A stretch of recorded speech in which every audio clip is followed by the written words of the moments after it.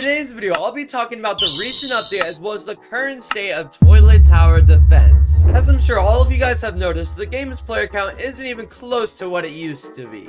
The game used to have hundreds of thousands of players on updates, and the player counts wouldn't even be close to dropping below 100,000 before they released the next update. So for this video, I'll be talking about what's wrong with the game, what needs to happen to fix it, and on top of all of that, the future of my channel.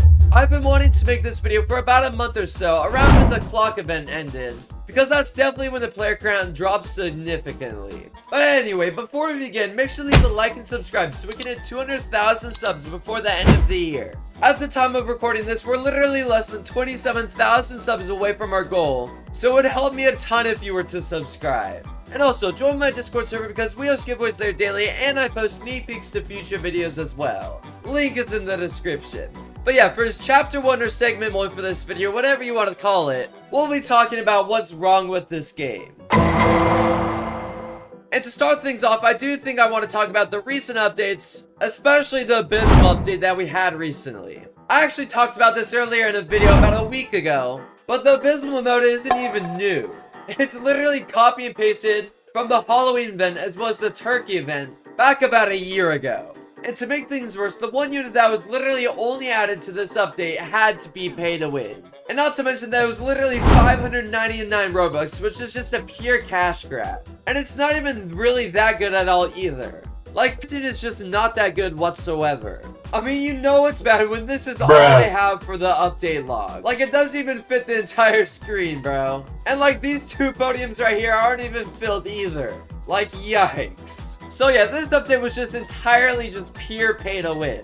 I wouldn't be surprised if Evan and Talanthric in their DMs literally were talking about how they wanted to release this exclusive just to make a quick million or so Robux. Because 95,000 existing at 599 Robux is about 420 Robux per one sold, and 420 times 95,000 existing is literally almost 40 million Robux sold off of just this one exclusive. Not to mention this one, and just all of the exclusive they've released previously. So yeah, that is definitely problem number 1 with this game. But problem number 2 is just lack of good updates and lack of updates in general.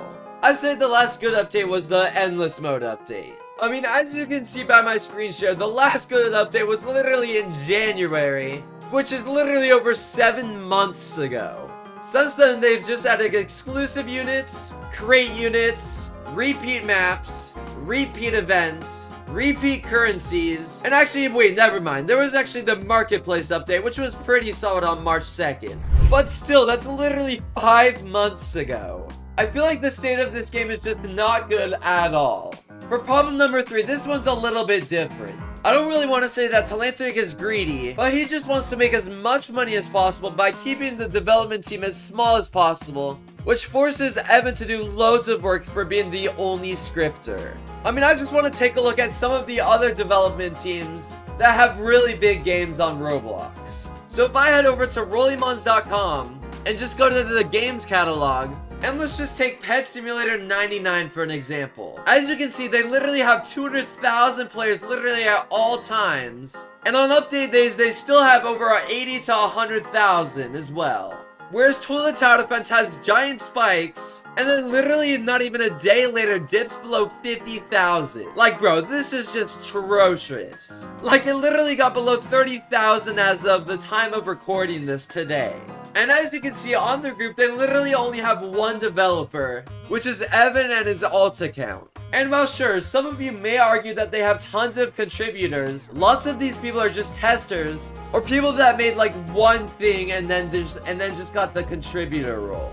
Whereas if you look up Big Games and go to their main group, they literally have 18 developers working all around the clock for them. Not to mention that Big Games literally gets updates out weekly, whereas Toilet Tower Defense only gets updates out every 2 to 4 weeks. Like, circling back to the wiki, this update span between May 19th and April 30th was almost 3 weeks. So yeah, that's mainly problem number 3. For problem number 4, it's mainly just the game-breaking bugs. A lot of you guys didn't even know this, but the glitch toilet, when picked up by the upgraded Time Drill Man, literally skips half of the track sometimes. I don't really want to leak a video of it because it shows my team's endless strategies, But Telanthric definitely knows of this problem and hasn't done anything to fix it.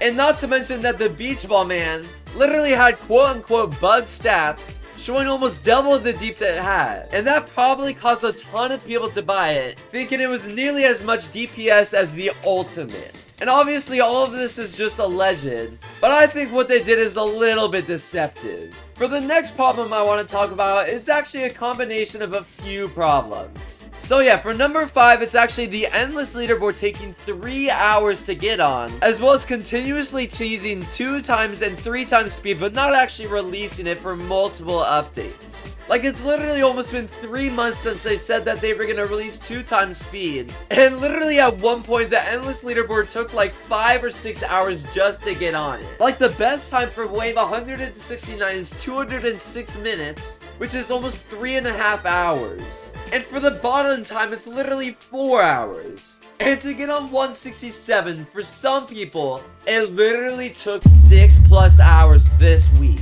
which is just absolutely crazy. But yeah, to sort of transition into the next problem, is mainly just the pay to win aspect. Like, the exclusive shot is just so pay to win and overpriced. And at one point, when they first released the Titan Clockman, you literally needed to pay almost 700 Robux, which is $10, just to have a chance at getting on the endless leaderboard. Like, it was literally a necessary unit just to get on. Not to mention a few of the other units, like the Astro upgraded Titan Cameraman, literally also costed Robux, and it was needed as well. Like, I'm fine with them releasing exclusive units every once in a while, but if it's literally only the only unit that you release in an update, that's just so trash. And not to mention, before the clock event even released, you couldn't even get endless XP potions for free. You either had to buy them normally with 149 Robux each, or have a 5% chance to get in the VIP rewards, which also costs Robux. Luckily, these game passes are actually pretty worth it. So if you were to buy a game passes, I definitely recommend getting the Lucky Game Pass first. And then if you have extra Robux, definitely get the VIP rewards,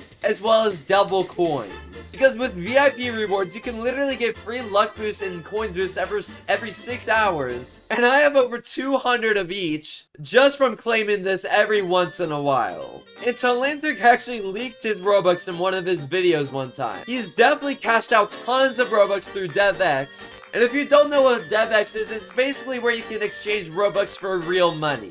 And at one point, he probably had tens of billions of Robux. And most of that definitely came from these exclusive units. Like, for example, this green laser right here literally has 1.36 million existing and costs 299 Robux just to get. And bro, I just did the math, and this is literally 284 million Robux just from this exclusive alone. That is absolutely crazy to me.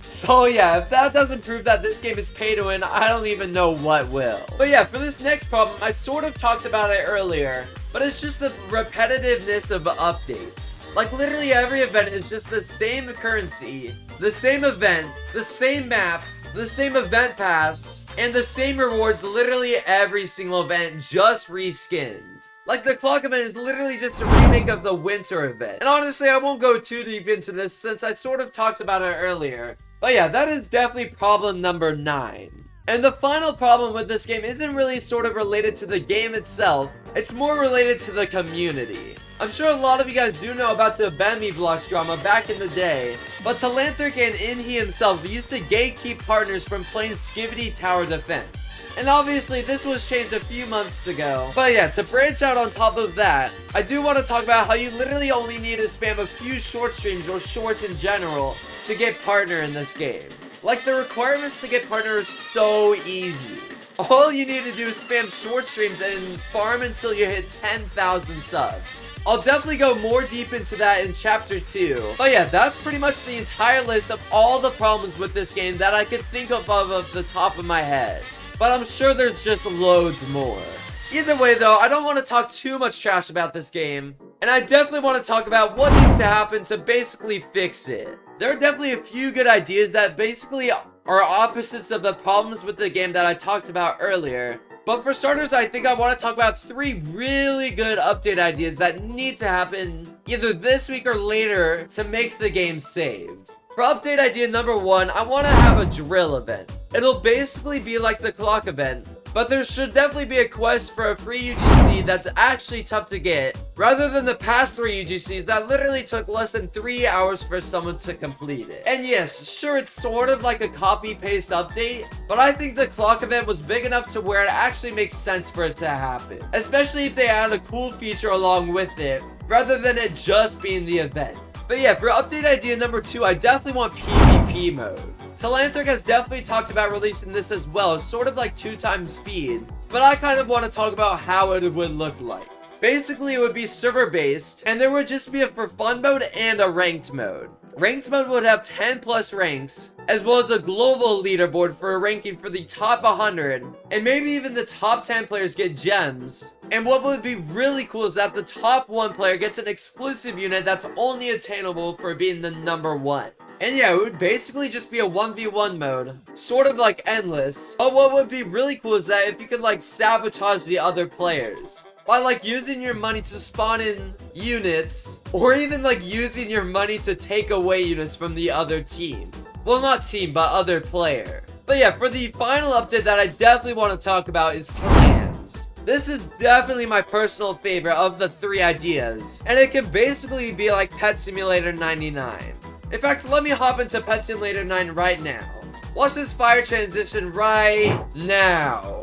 And yeah, I'm actually pretty decent in this game, I'm not even gonna lie. I actually have a huge cat signed by this stinky little person named Real Not Dark. If you're this far in the video, comment L Dark in the chat. But yeah, back to what I was talking about, clans. Basically, you could have clans where you can create your own clan or join your own friends. And there could be top clans with clan wars such as this, where basically in this game you can roll the best pets to get the RNG event, and whichever team with the most points in the end gets an exclusive free huge ice cream cone, which is basically only attainable from the clan wars. And then there can also be one for the richest clans with the most gems in them, sort of like this. I think clans have so much potential if done right. That basically guarantees us at least every other week for updates, for new clan wars and etc. Also, wait, what the Sigma? Evan sent me a prison monkey. What is bro trying to say? Anyway, basically all 3 of these ideas will give the game a fresh feeling just like how it felt when it first released. And these 3 updates fixes problems 1 and 2 since it's free to play updates and are fresh.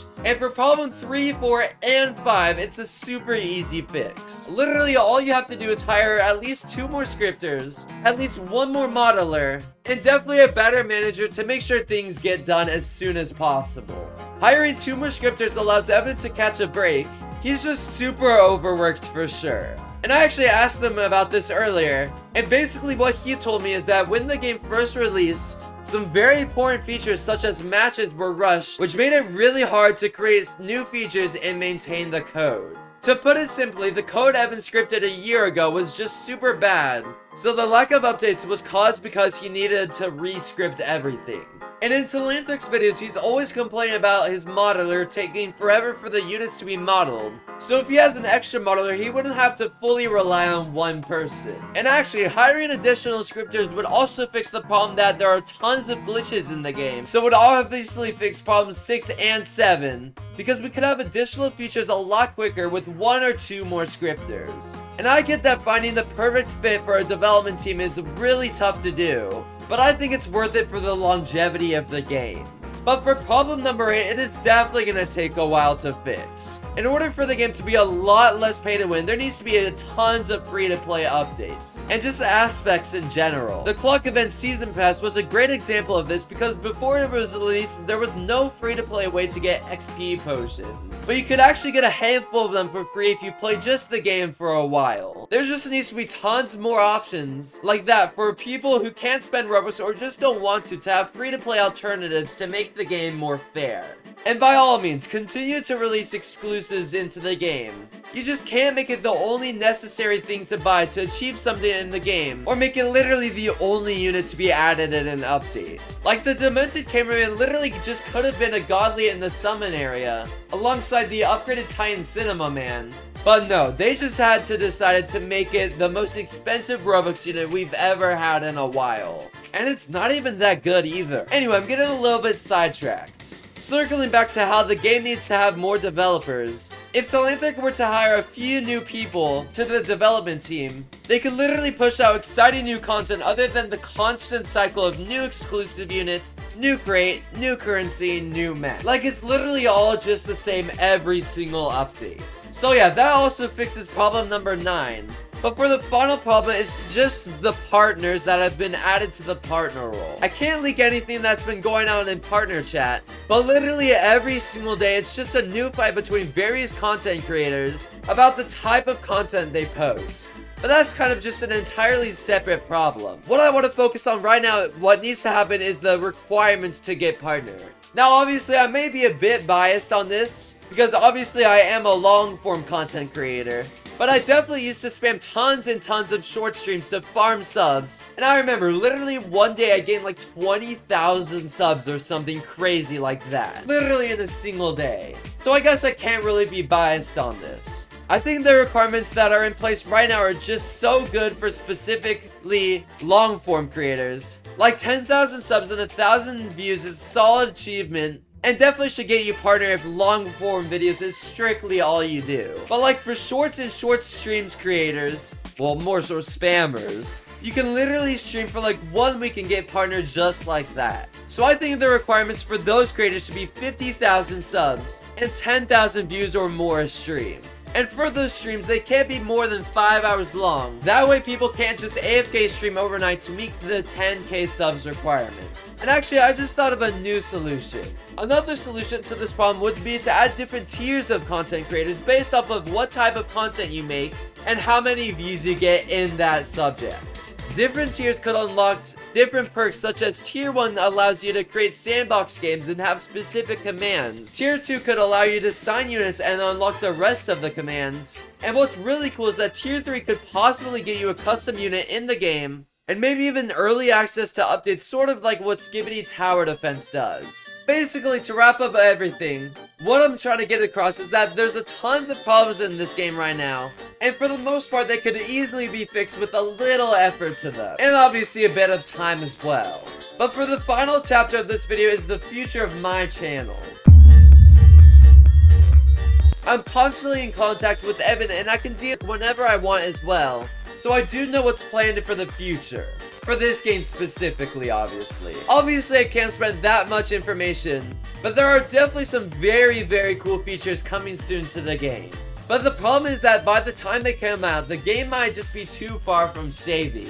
So what I plan on doing with this channel is that I'll mainly post Toilet Tower Defense content, but I may also play Skibidi Tower Defense updates and make videos on that, as well as Five Nights at Freddy's Tower Defense as well. If you have anything good in either of those games, definitely let me know. I'm down to accept free donations because I literally have nothing in either game. And I'm actually recording this week a video before it drops because I want to post this video on the exact date that I uploaded my first ever video on this game a year ago. So yeah, that's actually pretty cool timing for sure. So yeah, this video was definitely different from most of my other videos for sure. So yeah, if you guys enjoyed this video, definitely make sure to leave a like and subscribe as it helps me out a ton. And yeah, definitely watch another video while you're at it. Again, definitely do not spread hate to any of the developers of this game. This is merely just my opinion. So yeah, I'll see you guys in the next one very soon though. Peace out, everybody.